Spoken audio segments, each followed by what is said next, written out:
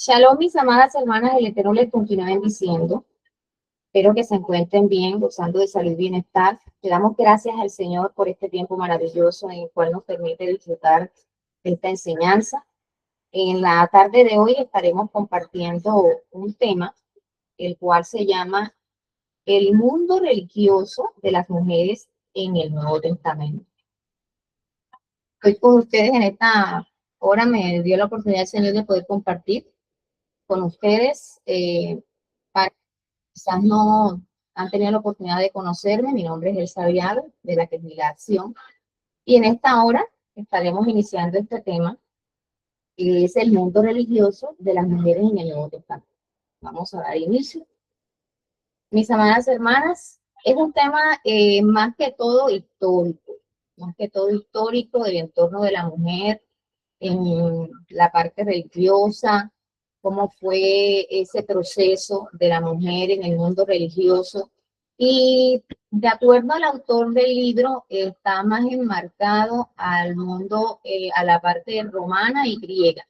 Mas, sin embargo, no podemos dejar pasar lo más importante que a nosotras sé que nos compete y nos interesa, que es lo judío, lo que tiene que ver con Yeshua, ya que nosotros estamos en ese camino, en ese proceso con el Señor. Entonces, mis amadas, vamos a dar inicio ya. El mundo religioso de la mujer en el siglo I estuvo profundamente condicionado por las estructuras sociales, culturales y patriarcales de la antigüedad. En la mayoría de las civilizaciones de la época, como la judía, la grecorromana y otras del Mediterráneo, la participación femenina en la vida de la religiosa de la mujer era muy poco. Solía estar muy limitada por normas que privilegiaban la autoridad masculina. Realmente quienes más sobresalían era el hombre, y la mujer estaba muy limitada. Aún así, las mujeres desempeñaron un papel significativo dentro del ámbito de la religión, el ámbito doméstico. Ellas tenían un papel muy significativo dentro de sus hogares. En ciertos espacios públicos también se les dio un poco de oportunidad en algunos cultos. En el contexto judío, por ejemplo, la religión estaba estrechamente ligada a la vida cotidiana, y aunque las mujeres no ocupaban cargos sacerdotales ni gozaban del mismo acceso a los espacios sagrados que los hombres, ellas eran responsables de prácticas religiosas en el hogar, como la observancia de rituales y la transmisión de la fe a los hijos. Tenían esa gran responsabilidad dentro de sus hogares. Quizás no participaban en lo público tanto, pero tenían una gran responsabilidad dentro de los hogares. En el mundo grecorromano, en cambio, algunas mujeres podían participar en cultos públicos e incluso ejercer funciones religiosas específicas como sacerdotisas, lo que les otorgaba cierto reconocimiento social. La religión constituyó una de las esferas de poder a la que con mayor facilidad se dieron las mujeres y donde se encontraron con menores restricciones. A través de la religión, las mujeres pudieron salir muchas veces de la rutina en la que se encontraban, pues la mujer, sabemos que en esos tiempos estaba dedicada más que todo al hogar, a las labores domésticas, y su entorno era todo lo que tenía que ver con el hogar. Pero la religión en aquellos tiempos, más que todo el mundo grecorromano, les dio cierta oportunidad a ellas de poder salir de esa rutina, de esa monotonía, en estas fiestas que se presentaban en aquellas épocas, fiestas tradicionales, fiestas de cultos a dioses, a diosas. Entonces, a pesar de las restricciones del siglo I, también fue un escenario de transformaciones religiosas importantes, que estas transformaciones empezaron cuando apareció Yeshua, ¿ya?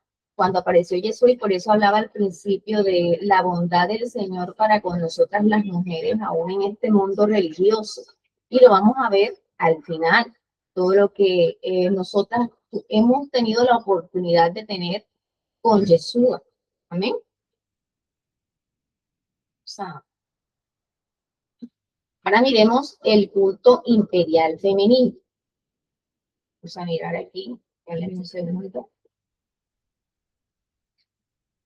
Es cierto que la realidad social ha demostrado que un panteón lleno de diosas en aquella época, pues, era o sea, todos los tiempos hemos visto la idolatría en medio de todas estas culturas, en los tiempos de Abraham, de Sara, siempre, o sea, lo que más predominaba era la idolatría. Siempre hemos visto cómo esta parte gana demasiado espacio en las vidas de las personas, independientemente de que sean dioses de madera, dioses de yeso, de lo que quieran ser, pero la idolatría ha ocupado un campo muy especial en las vidas de las personas y no es ajeno al mundo de las mujeres. Entonces, como primer punto, el culto imperial femenino. Es cierto que la realidad social ha demostrado que un panteón lleno de diosas pudiera convivir con una cultura que despreciara a la mujer, ¿tá? A la vez que les niega protagonismo según el autor de este libro, ya, según el autor de este libro, considera que este no fue el caso de Roma. Una expresión significativa de la religión política del Imperio Romano era que no solo se veneraba a los emperadores, sino también a las mujeres de la familia imperial, luego de su muerte. Cumplían funciones religiosas, ellas cumplían funciones religiosas y sociales, reforzando la legitimidad del poder y promoviendo valores ideales asociados a la figura femenina. En primer lugar, es importante entender que el culto imperial consistía en la divinización o veneración de los emperadores, especialmente después de su muerte. Ellos en vida recibían mucha, ¿cómo les diría? Los veneraban, mucha honra, pero especialmente después de su muerte eran divinizados. En este contexto, algunas mujeres de la familia imperial también recibieron esa divinización, también fueron objetos de culto. En el estadio primitivo imperial no se incluyeron a las mujeres, quizás el aumento de esta participación en el estadio primitivo imperial, las mujeres, como empecé diciéndoles, no tenían esa oportunidad, ese lugar, ese espacio. Más sin embargo, se le empezó a dar un protagonismo a la mujer en estas culturas, en la griega y en la romana, luego después de sus muertes, muchas mujeres. Quizás el aumento de esta participación en la vida pública empezó cuando la hija de César, Julia, muere en el año 54. Esa fue la primera mujer, de acuerdo a lo que dice el autor, empezó a recibir esa veneración. Unos pocos años después, Fulvia, la esposa de Marco Aurelio, aparece representada en la moneda romana.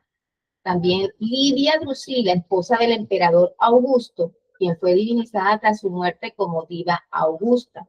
Su figura representaba ideales de virtud, fidelidad conyugal y maternidad ejemplar.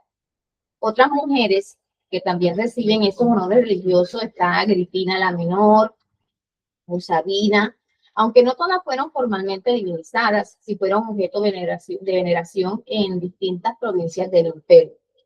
A diferencia del emperador, cuya figura estaba asociada al poder político y militar, las mujeres eran presentadas como esos modelos de virtudes tradicionales, modestia, fidelidad, fertilidad dentro del hogar. Eran modelos a seguir dentro de la comunidad femenina y así eran presentadas ellas dentro de la comunidad femenina como esas ideales, esas mujeres ideales para seguir. Las jóvenes eran formadas creciendo con estas enseñanzas idolátricas, por decirlo de esa manera, con estas diosas que eran mujeres como nosotras, cualquiera de nosotras, que al morir eran divinizadas y se convertían en estos ideales a seguir por estas jovencitas, por estas niñas. A pesar de estas oportunidades, las limitaciones sociales seguían siendo muy fuertes. En general, las mujeres no participaban en la política religiosa al mismo nivel que los hombres y su actividad estaba muchas veces medida por su relación con figuras masculinas. Siempre tenía que ser, o sea, estaban detrás, por decirlo de esa manera, de un padre o un esposo. Sin esa figura masculina que la representara, ellas no podían realmente tomar una posición como tal dentro de la sociedad. Más sin embargo, la religión les ofreció esos espacios. Fue un espacio, la religión, donde ellas pudieran empezar a ser notadas dentro de la sociedad. Entonces, Realmente para la mujer fue bastante complejo, aún en los tiempos antiguos. Vemos eso, siempre lo hemos visto, cómo fue difícil para la mujer poderse hacer notar, poderse hacer ver, expresar su opinión dentro de la sociedad. Y la religión fue un medio a través del cual ella empezó a ser notada. Vamos con nuestro segundo punto, que es los cultos familiares. Los cultos familiares consistían en el núcleo más íntimo y constante de la vida religiosa. Para estas, fíjense una cosa, que para estas culturas el hogar era algo muy importante, era algo demasiado, algo muy especial, algo muy privado. A diferencia de los grandes cultos públicos o imperiales, estas prácticas se desarrollaban en el ámbito del hogar y estaban directamente vinculadas a la vida cotidiana. La identidad familiar y la continuidad del linaje. En este contexto, la mujer desempeñaba un papel fundamental. En la religión romana, como decía hace un rato, el hogar era considerado un espacio sagrado. Era un mini imperio. Allí se rendía culto a las divinidades protectoras como los lares y penates, así como al espíritu del paterfamilio. El paterfamilia era la figura masculina. Los lares, ¿quién eran los lares? Eran las divinidades protectoras en la religión de la antigua Roma, formaba parte de la vida cotidiana de la sociedad. Y los penates eran significaban las provisiones o alimentos. Se les rendía culto mucho a todo esto. La vida doméstica estaba impregnada de rituales, oraciones, ofrendas de alimentos, libaciones y celebraciones en fechas especiales. La figura femenina, especialmente la esposa, tenía la responsabilidad de mantener estos ritos, asegurando la protección divina del hogar. La mujer tenía una gran responsabilidad del hogar. Puede que no figurara mucho en la sociedad. La religión fue un campo que le dio, o un medio que le dio el espacio a ella de empezar a figurar un poco más en la sociedad, pero tenía una gran responsabilidad dentro del hogar. Ella tenía que velar por el orden, por mantener la armonía, por la religión, enseñar la religión dentro de su hogar a sus hijos. No estamos muy lejos dentro de lo que nosotras debemos hacer y debemos velar. Yo cuando estaba leyendo este tema, me daba cuenta de algunas cosas, por ejemplo, que nosotros cuando conocemos antes de conocer al Señor, de haber conocido realmente al Eterno, nosotras teníamos ya una vida, habíamos sido formadas por nuestros padres en la cultura en la que vivimos. Cada casa es un mundo, cada casa es una cultura, lo que te parece bien, lo que para ti en tu hogar es bueno, de pronto en otro hogar es malo y así sucesivamente. Pero ya venimos con unas costumbres, con una cultura, conocemos al Eterno, conocemos la verdad, el Eterno empieza a formar nuestras vidas, ¿verdad? Pero hay cosas que vienen con nosotras, y no solo con nosotras, con nuestros esposos también, que son buenas, que fueron fundamentadas en nuestro hogar por nuestros padres, como valores éticos, valores morales, con buenas costumbres, que eso no se forma y eso no se logra estando tú en el Señor. Eso tiene que ser desde casa. Ya sea que tu papá o tu mamá haya conocido al Señor o no haya conocido al Señor. Eso viene desde casa. Cuando tú conoces al Eterno, conoces la Torá se revela a tu vida. Ahí se supone que lo que ya tú traes, que es bueno, que debe permanecer en tu vida, tú lo vas a potencializar. Una frase de mi hermana Marta, lo vas a potencializar, le vas a sacar mayor beneficio. Y eso debe ser testimonio ante las demás personas. Nosotros muchas veces hemos dicho algo muy importante cuando nos referimos de pronto, en algunos casos, en algunas conversaciones, sale la expresión, hay personas que no conocen al Señor y son mejores personas que algunos que conocen al Señor. Ahí está lo que estoy diciendo. Ya, el hecho de que tú conozcas o no conozcas al Señor, no, realmente, yo voy a decir algo que no sé si está bien o está mal o cómo sería, no te hace una buena o una mala persona. Una buena o una mala persona lo hace la crianza que tú recibiste en casa. Y estoy diciendo esto porque parece que me saliera del tema, pero no me estoy saliendo. Estoy en lo que aquí viendo y lo que estamos hablando de estas mujeres, porque estoy hablando y voy a hablar más de las mujeres romanas y de las mujeres griegas, porque realmente el tema no tenía que ver con la mujer creyente en el Señor, sino la mujer a nivel general. Y el material está más desarrollado en estas dos culturas. Mas, sin embargo, vamos a rescatar al final lo que a nosotros también nos interesa, que es con el Señor. Y vemos algo aquí con estas mujeres, y es que ellas, muy a pesar de que eran idólatras, tenían que velar por esos buenos principios, esas buenas prácticas, por esa transmisión de esa fe dentro de sus hogares. Ellas eran matronas y jefas dentro de su hogar. Tenían que mantener la armonía del hogar. Lo mismo que nosotras como creyentes debemos hacer. Si nosotras en nuestro hogar, si somos mujeres solteras, madres solteras, si somos casadas pero tu esposo no tiene conocimiento, y si estamos casadas y el esposo tiene conocimiento pero por sus ocupaciones no puede, es responsabilidad de nosotras como mujeres, es responsabilidad de nosotras como mujeres, mantener las buenas prácticas, las buenas enseñanzas, enseñar valores, principios dentro del hogar a nuestros hijos y sobre todo transmitir la Torá a nuestros hijos. Eso es una responsabilidad directamente de nosotros las mujeres. ¿Vale? Continuamos con el tema. Aparte de las ceremonias diarias, cuando el padre volvía al hogar, después de una ausencia prolongada, debía saludar oficialmente a estos dioses con un rito específico. El mundo greco-romano no tenía un día a la semana como los judíos, que guardaban Shabbat. Un día a la semana ellos no tenían de descanso, dedicado a los dioses.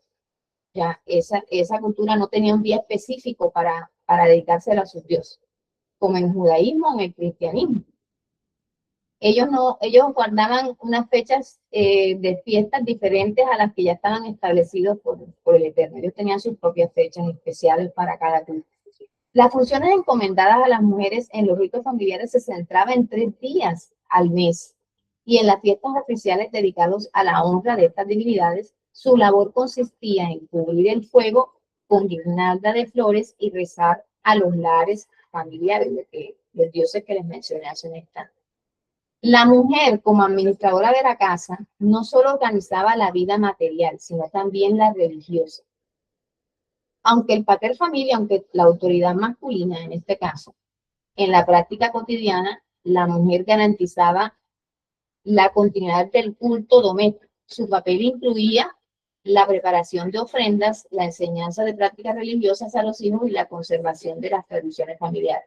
Aunque estaba la autoridad masculina allí, aunque la autoridad masculina era quien regía y quien mandaba, la responsabilidad directamente de mantener la armonía en la familia, como lo he enseñado en este tiempo que llevamos, era directamente de la mujer.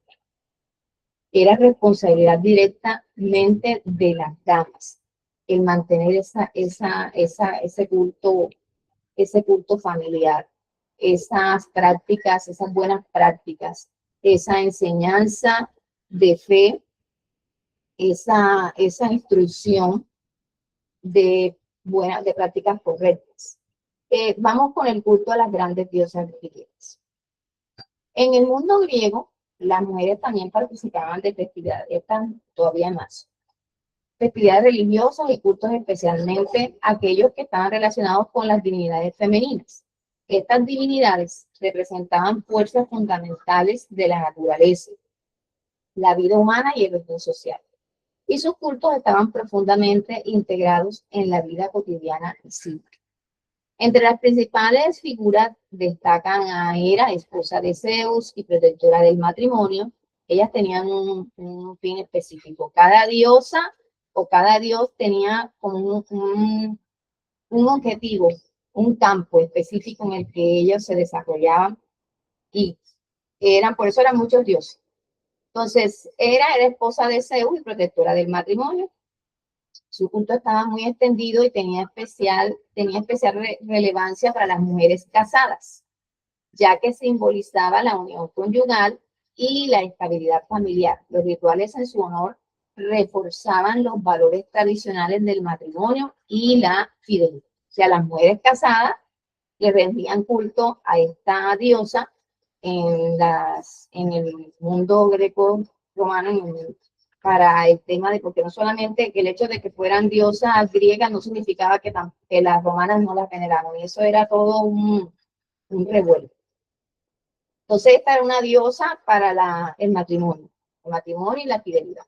Otra diosa fundamental es Atenea, pero hemos escuchado, estas diosas las hemos escuchado mucho en estas películas que tienen que ver con los dioses, en las películas de la Mujer Maravilla, en Hércules, los que no hemos visto ese tipo de películas, hemos escuchado mucho de esto. Otra diosa fundamental, como les decía, era Atenea, la patrona de la ciudad de Atenas. Aunque asociada a la inteligencia, la estrategia y la guerra, también representaba habilidades como el tejido, actividad femenina. Su culto tenía un fuerte carácter cívico. El culto también, otra diosa, Deméter, el culto a Deméter comprendía la dimensión religiosa femenina. Era la diosa de la fertilidad, la agricultura. Ellas, de pronto si alguna mujer tenía problemas de fertilidad, ahí estaba la diosa Deméter. Si querían orar por la cosecha, ahí estaba la diosa Deméter, encargada de la agricultura. Y también estaba vinculada con el ciclo de la vida y la muerte. Artemisa, otra de las diosas, ella estaba asociada a la naturaleza, la virginidad y la protección de las jóvenes. Su culto estaba ligado a las etapas de transición de la vida femenina, a esos procesos de cambio que nosotras las mujeres tenemos, especialmente la infancia y la adolescencia, esa transición entre la infancia y la adolescencia. En algunos santuarios, las niñas participaban en rituales que marcaban su paso hacia la edad adulta. Un segundito. Afrodita, la hemos escuchado bastante, creo que en las cartas de Pablo se menciona mucho a Afrodita, no recuerdo si directamente, pero sí hacen mucha alusión a ella. Esta representaba el amor, la belleza y la sexualidad. Su culto tenía diversas formas, desde expresiones más populares hasta rituales más complejos en las ciudades como Corinto. Afrodita ofreció un modelo distinto de lo femenino. Estaba más vinculada al deseo, a explorar esa parte de la sensualidad, de la atracción. Eso que las mujeres, ya ustedes saben, nosotras las mujeres tenemos en nuestra naturaleza, algunas de pronto más a flor de piel, otras no, pero en general en la naturaleza femenina está esa parte. Ya con el Eterno, ya nosotros conociendo al Señor, ya sabemos que eso debe manejarse con mucha prudencia, porque una mujer demasiado, aquí aprovecho, una mujer que sea demasiado sexy, demasiado así como que ya eso hay que tener mucho cuidado, porque en el Eterno nosotros debemos comportarnos como mujeres piadosas, mujeres que proclaman la fe, proclaman la obediencia y no la exhibición. Aprovecho aquí para decir eso. El culto a esta diosa no solo tenía un carácter religioso, sino también social y cultural. A través de rituales, festivales y mitos se transmitían ideales sobre el papel de la mujer en la sociedad. Esposa, madre, virgen, cuidadora o figura seductora. Al mismo tiempo, estos cultos ofrecían a las mujeres espacios de participación activa, especialmente en ceremonias, procesiones y ritos. Yo vuelvo y digo, la mujer en esta época, en la forma en la que no tenía las libertades que nosotros hoy tenemos, para ellas o sea, la religión era como una escapatoria también, o sea, era un espacio donde ellas podían tener su tiempo, compartir, salir de esa rutina, compartir con otras personas que están fuera del entorno familiar.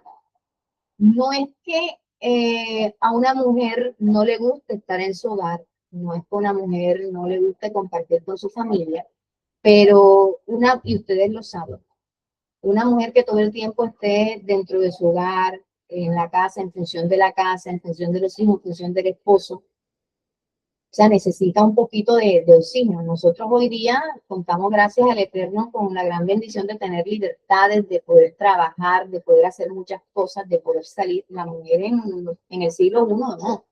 Ya. Y la religión fue ese espacio que ellas tuvieron, fue ese espacio que ellas tuvieron para poder tener esas libertades, para poder tener esas libertades, regálenme un segundo, poder tener esas libertades y poder disfrutar de otro entorno, salir de la rutina. Miremos el culto de las mujeres romanas. Roma era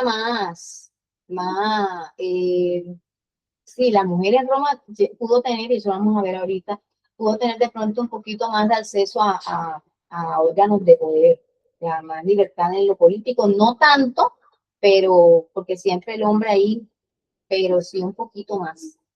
Roma intentaba apartar a la mujer de la carnicería que implicaban las escenas sacrificiales. En aquellos tiempos, nosotros tenemos conocimiento de cómo se manejaban los cultos y en este caso los ritos dentro de estos cultos religiosos tenían que ver con sacrificios de animales. Entonces la mujer, Roma no permitía que la mujer participara en estos cultos como tal, para intentar apartarla de este aspecto sacrificial. Ya, esto lo oficiaba era el hombre era quien manejaba, había muchas sacerdotisas, pero el hombre era quien se encargaba de hacer los sacrificios. Entre las provisiones que Roma tenía para las mujeres era el triturado de los cereales para la preparación de la harina de los ritos, también se manejaban harina dentro de los ritos. La mola, quizás por su estrecha conexión con la inmolación final de los sacrificios de las personas que eran crucificadas o como las fueran en los momentos de la pena final, lo que tuvieran, o sea, ya como hemos visto en el tiempo de Yeshua. Entonces, tampoco se veía con buenos ojos que la mujer bebiera vino en la vida civil, y esta bebida estaba presente en muchos cultos de lo que se frenaba su participación. Esta parte no sabría decir por qué no estaba permitido. Tenemos conocimiento nosotros que el vino pues alegraba el corazón en aquella época más todavía, porque el vino de aquella época era un vino bastante fuerte. Y quizás una mujer ya o sea, y esto yo acá, estas son mis conclusiones con relación a esto. Ustedes saben que, bueno, una mujer que era idealizada como esa protectora del hogar, como esa guardiana de la familia, como transmisora de la fe dentro de su hogar, de su fe de ellos dentro de su hogar, pues ya una mujer bebiendo vino, alegre por lo que causa el vino, pues ya salía de esa idealización. Entonces, como que no encajaba allí esas son mis conclusiones, no encajaba allí lo que ellos estaban tratando de manejar con las mujeres dentro del culto religioso romano, y por eso ellas no participaban en estas libaciones que eran las ofrendas con ellas se mantenían. Agradezco a las hermanas, si de pronto alguna se le abre el micrófono, cerrarlo inmediatamente, les agradezco mucho para que no haya interferencia. Entonces no se veía con buenos ojos que la mujer bebía vino. Una mujer ya bebiendo vino, ya el corazón más alegre, hablando de pronto lo que no debe de hablar, comportándose de una manera que no debía comportarse, ya se salía de los parámetros que se tenían para ellas. Pero siendo esto cierto, hay que mitigar, hay que tener en cuenta, ya que el imperio también le interesó fomentar los cultos con protagonismo femenino, aunque los limitara en gran medida a la clase dominante, pues quienes tenían el acceso a esto, la clase, la gente que estaba bien económicamente. La plebe, el pueblo no. En el ámbito simbólico, la mujer estaba estrechamente asociada con el hogar y el fuego doméstico, lo que la conectaba con la esfera de la diosa Vesta. ¿Quién era la diosa Vesta? Era la diosa del fuego sagrado en el hogar y la familia. Esta relación reforzaba la idea de la mujer como guardiana de la estabilidad y la pureza del espacio familiar. ¿Qué es una de las cosas que más me ha gustado de este tema? Y más que todo es esa parte que resaltan la importancia de la mujer como guardiana del hogar. La importancia que tiene la mujer, muy aparte de que no tuviera esas libertades dentro de la sociedad, pero esa importancia que la mujer tenía dentro del hogar para estas culturas, y sabemos que dentro de la cultura judía también la mujer tenía un papel muy importante dentro de su hogar. Entonces, eso es muy bonito resaltarlo dentro de esta historia. En el ámbito privado, la mujer tenía un papel central en los cultos domésticos, como responsable del hogar. Ella participaba activamente en la veneración de dioses familiares, en la preparación de las ofrendas y en la transmisión de las tradiciones religiosas a los hijos. Ellas eran las que tenían ese papel fundamental de enseñar las tradiciones en el hogar a sus dioses. Esta dimensión cotidiana de la religión le otorgaba una influencia constante, aunque poco visible públicamente. En el ámbito público, algunas mujeres podían alcanzar posiciones religiosas de gran prestigio. El ejemplo más importante es el de las sacerdotisas de Vesta, conocidas como vestales. Estas mujeres tenían la misión de mantener el fuego sagrado. Ustedes saben que para Roma el fuego representaba, era algo muy, muy significativo. De hecho, siempre ve en los Juegos Olímpicos, ¿verdad? La llama, todo eso, eso tiene que ver. Y los Juegos Olímpicos, puede que me esté equivocando aquí, pero tiene que ver con aquellas culturas, se desarrollaron entre aquellas culturas. Y la llama encendida, eso tenía una representación bastante significativa. Entonces, ellas eran encargadas de mantener el fuego sagrado dentro de los hogares, de mantener esa llama encendida, no solo física, sino también espiritualmente en su hogar, de guardar la fe en sus hijos, en su esposo. Sí, eran símbolo de la estabilidad del Estado. A diferencia de la mayoría de las mujeres, gozaban de privilegios, estas sacerdotisas, ellas gozaban de privilegios. Ellas eran independientes jurídicamente, tenían un respeto social dentro de la comunidad y una autoridad simbólica considerable. Las mujeres participaban en festividades religiosas específicas. Algunas celebraciones estaban exclusivamente reservadas para ellas, como las dedicadas a Bonadí. Esto era un ritual donde sí, aquí única y exclusivamente asistían mujeres. La presencia masculina estaba totalmente vedada. Estos rituales eran secretos y excluían lo que les acabo de decir, la presencia masculina. Estos cultos ofrecían un espacio propio donde las mujeres podían ejercer funciones rituales sin la supervisión directa de los hombres. La Bonadí era la diosa buena, la buena diosa. Era una divinidad asociada a la fertilidad y la salud. El culto de las mujeres romanas se desarrollaba en una doble dimensión. Por un lado, un papel fundamental en la religión doméstica y en rituales específicos. Por otro, una participación limitada, pero significativa en ciertos cultos públicos. A través de estas prácticas, las mujeres no solo expresaban su religiosidad, sino que también contribuían a la cohesión social y a la continuidad de las tradiciones romanas. Y ahora vamos con algo muy interesante para nosotras, que es la religión y la mujer en el contexto judío, que no podía pasar por alto en medio de esta enseñanza. Algo súper especial. Y aquí es donde yo les decía la bondad del Eterno para con nosotros. Esa libertad que el Señor nos dio a nosotras las mujeres. En el contexto religioso del siglo I, situaba a la mujer en la periferia de la vida pública y litúrgica en el judaísmo de esa época. Su participación en el templo, negada. En las sinagogas, limitada. Y su estatus legal dependía casi siempre de una figura masculina. El hombre allí, pues, las que estaban casadas, las que no estaban casadas, el padre. Y si era viuda, pues si sus hijos ya eran grandes, sus hijos. Pero si ninguna de las anteriores no era nadie, no existe. En el judaísmo, las mujeres no ocupaban roles de liderazgo religioso, ni formal, ni político. Su testimonio no tenía mucho valor legal, sino el de los hombres. Estaban bastante relegadas. Era, bueno, la mujer estaba bastante nula en muchas cosas. En el Nuevo Testamento, presenta una serie de elementos novedosos. Ya aquí vemos dónde entra Yeshua. En el Evangelio, Yeshua se relaciona con mujeres de manera inusual para su tiempo. En estos días, el pastor predicaba, estos días ya bastante pasaditos, mencionó algo acerca de la mujer samaritana, explicó ese tema muy bonito.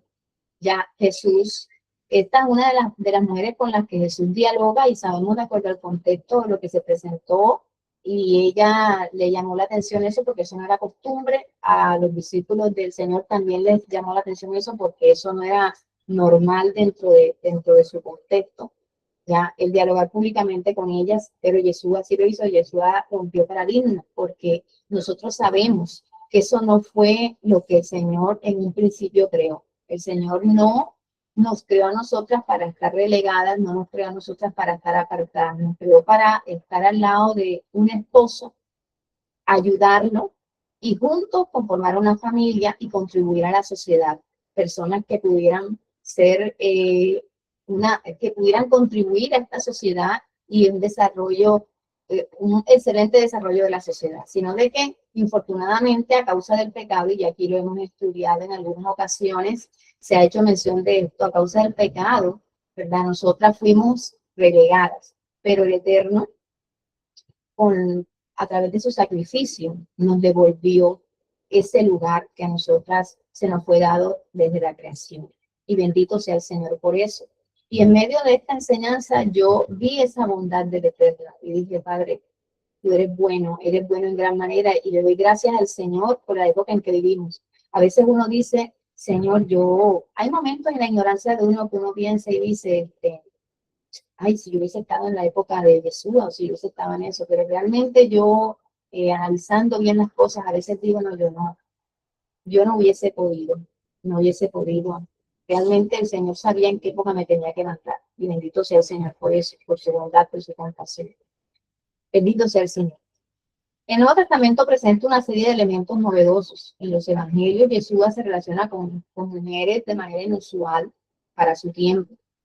Dialogaba públicamente con ellas, como el caso de la samaritana, muestra compasión y cercanía hacia las mujeres marginadas, como fue la mujer adúltera. Ustedes recuerdan ese caso de esa mujer donde se la llevan, pero para tentarlo a él, y él habla con ella y le dice, vete y no peques más. La mujer hemorroisa, la mujer del flujo de sangre, una mujer que era desechada, una mujer que estaba apartada de la sociedad.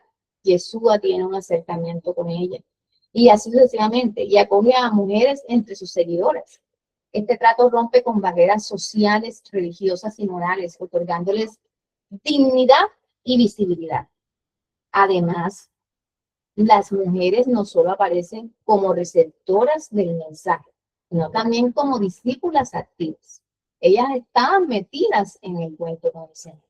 En Lucas 8, del 1 al 3, menciona mujeres como Juana y Susana, que ayudaban con sus bienes al sostenimiento del grupo, lo que implica que tenían cierta autonomía económica. Acompañan a Yeshua, y colaboran con su misión. Y es obvio que tenían cierta autonomía económica, porque me voy a atrever a decir algo. El esposo de Juana, porque en la palabra mencionan de quién era esposa Juana, si mal no estoy, dice de Chuza, no recuerdo, puede que esté aquí diciendo algo que no es, pero ella dependía de su esposo y seguramente tenía también sus negocios, porque no menciona que el esposo de ella sea conocedor de Yeshua, que estuviera practicando la fe. Y yo me atrevo acá a especular, pues nosotras, pues yo lo digo por mí, nosotros cuando en la casa, nosotros en el hogar, si vamos a hacer algo, un hogar que funciona bien de manera sana, se supone que debe haber una comunicación. La mujer debe participarle al hombre, ¿cierto? Lo que va a hacer con el dinero, las decisiones que se van a tomar.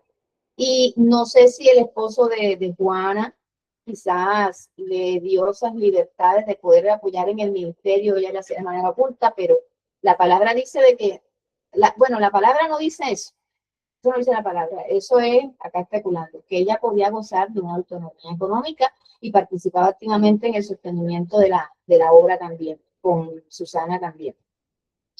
A diferencia de otros maestros, Yeshua enseñaba directamente a mujeres como María de Betania. Son las primeras testigos de resurrección las mujeres. Ahí vemos también cómo el Señor dignifica a las mujeres a través de eso.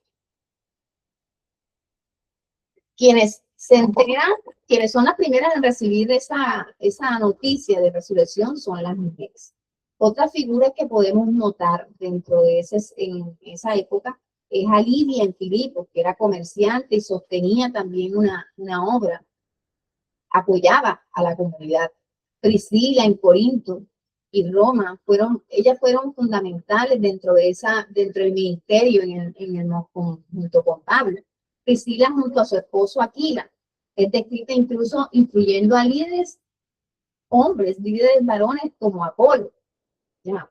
Se menciona mujeres con títulos de autoridad como Febe, calificada como diaconisa en la iglesia de Kencrea, y Junia, a quien el apóstol Pablo se refiere como insigne entre otros apóstoles. El mundo religioso de las mujeres en el Nuevo Testamento representa un cambio radical. Representa un cambio radical. Ya la conclusión.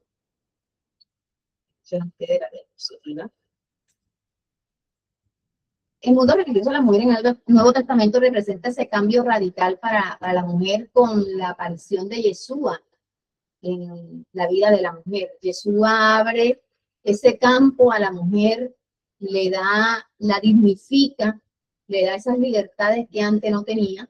Las mujeres sirven juntamente con él, sirven juntamente con los discípulos, son activas económicamente, sostienen el ministerio, apoyan también en la enseñanza, están allí sirviendo. Ellas empiezan a ser parte activa de la sociedad a través de Yeshua, por medio de Yeshua. Vino a dignificarnos también a nosotros como mujeres. A través de Yeshua y la iglesia primitiva, las mujeres pasan de la invisibilidad social a una participación activa, digna y transformadora en la vida espiritual. Bendito sea el Señor, mis amados.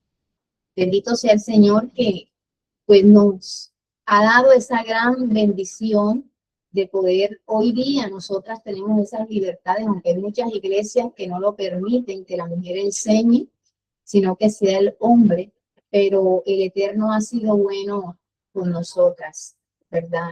En algún momento, de pronto, en nuestro proceso de crecimiento, por llamarlo de esa manera, como querida, quizás hubo un poquito de confusión con el tema de la enseñanza de la mujer, pero bendito sea el Señor que hemos podido comprender. Y también hay, porque, o sea, no solamente se trata del púlpito, o sea, hay otros espacios donde nosotras las mujeres podemos tener ese desempeño en la enseñanza, como estos, como grupos pequeños, aquellas que de pronto quieran enseñar a pequeños grupos de mujeres, ¿verdad? Puedan desarrollar su ministerio de enseñanza, si están llamadas a la enseñanza, porque no todos estamos llamados a lo mismo. Nosotros estamos llamados a lo mismo, y eso lo podemos ver un poquito en medio de lo que estuvimos viendo de Yeshua. Ya no todas las mujeres estaban enseñando, no, o sea, ellas servían de diferentes maneras, pero eran notadas, ya pasaron de la invisibilidad a la visibilidad dentro del mundo religioso. Dentro del mundo religioso en el siglo I. Bendito sea el Señor. Vamos a detener aquí la grabación.